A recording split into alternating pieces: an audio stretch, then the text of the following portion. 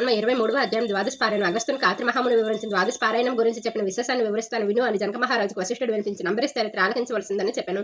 గంగా గోదావరి స్నానం వల్ల సూర్యచంద్ర గ్రహణ స్నానముల వల్ల కలుగు ఫలితం కార్తీక ద్వాదశ వ్రతం చేయి వారికి అత్యధిక ఫలం సిద్ధిస్తుంది. కార్తీక శుద్ధ దశమి రోజున పగలు మాత్రమే భుజించాలి. మర్నాడు ఏకాదశి రోజున శుష్కోప ఉపవాసం ఉండాలి. హరినామ స్మరణతో గడపాలి. ఏమీ తీసుకోకూడదు. అలా ఆహార స్వీకరణ లేకుండా ఉండి ద్వాదశ గడియల్లో మించిపోయిన రాయదు. ఇలా చేయడమే ద్వాదశ పారాయణం అనబడుతుంది. ద్వాదశ పారాయణం చేసిన అంబరీషుడు ఇతిహాసం చెబుతాను.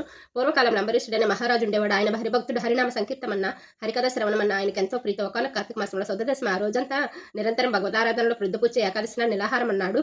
పచ్చి మంచి నీళ్లు కూడా ముట్టకుండా నిష్టగా ఉన్నాడు. ఏకాదశి వెళ్ళి ద్వాదశ గడియల్లో వచ్చాయి. గడియలున్న కాలంలోనే భుజించాలన్న సంకల్పంతో ఉన్నాడు. సమారాధన చేస్తాను భుజించాలనుకున్నాడు. ఆ సమయంలో దుర్వాస మహాముని వచ్చాడు. అంబరీషుడు వానికి నమస్కరించి మునివారి ద్వాదశ పారాయణం చేయబోతున్నాను, తమరు స్నానం చేసి సత్వరం సమారాధనకు రావాల్సిందిగా ఆహ్వానించాడు. అందుకు దుర్వాసుడు అంగీకరించి నది స్నానానికి వెళ్ళాడు. అంబరీషుడు ఎంతగానో నిరీక్షించినా దుర్వాసుడు ఇంకా రాలేదు. కార్తీక ద్వాదశ పారాయణం చేస్తున్న అంబరీష్ మహారాజా అతిథి భాగ్యత్తుల నారాయణ సమానులు ద్వాదశ గడియలు పూర్తి కావందన వల్ల తరుణోపదేశానికై విజ్ఞులను ఆశ్రయించాడు అంబరీషుడు.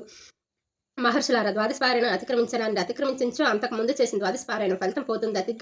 అతిథి తానుగా వచ్చాడు, వాడిని భోజనానికి ఆహ్వానించాను. అతిథికి పెట్టకుండా భుజించడం గృహస్థ ధర్మం కాదు. అందున ఇది ద్వాదశ పారాయణం పుణ్యకాలం. ఎప్పటి నుంచి అంటే అనాచారం చేయట యుక్తం కాబోదు. దుర్వాసుడు రాలేదు. ద్వాదశ గడియలు అయిపోతున్న ఈ తరుణంలో నాకేది కర్తవ్యం అని అడిగాడు. దుర్వాసుడు అయాచితంగా లభించిన అతిథుల్లోనూ అనార్థులలోనూ కార్తీక ద్వాదశ పారాయణాల్లోనూ పరమేశ్వరుడు అగ్ని రూపంలో ఉంటాడని వేద ప్రవచనం. జఠరాగ్ని రూపంలో ఉన్న అగ్ని ప్రాణవాయువు వల్ల ప్రజ్వలించిన బడుచుటే ఆకలి కలుగుతుంది. ఆ అగ్ని యుక్తాకారాహంతో పూజించి శాంతింప చేయటకు జీవలక్షణం జీవుడు చేసే భక్ష్య భోజ్య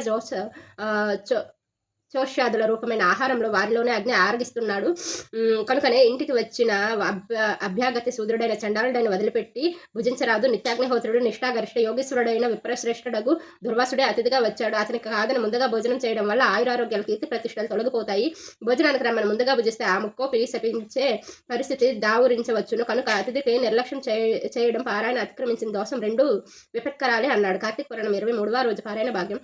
అంబరీష ఇతిహాసాధ్యాయం సమాప్తం.